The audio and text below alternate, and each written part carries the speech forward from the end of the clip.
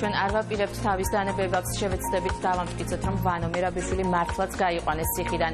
ასე ეხმაურება დავით ხაჟალია სასჯელ აღსრულების სამინისტროს განცხადებას. მისივე თქმით, დღის განმავლობაში შეხვდება ყოფილ შინაგან საქმეთა მინისტრ ვანო მერაბიშვილს. შეხვედრის ზუსტი დრო კი ამ დრომდე უცნობია.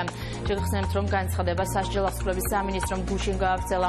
განცხადებაში აღნიშნულია, რომ ამოღებულ ვიდეო მასალას, რომელზეც აღბეჭდილია ეგრეთ წოდებული მატროსოვის ციხის გარე პერიმეტრი, ვანო მერაბიშვილის გაყვანის კადრები არ მოიპოვება. რაც შეეხება შენობის შიდა კადრებს, როგორც სამინისტროში განმარტეს, ეს კადრები ავტომატურად ყოველდღიურად იშლება.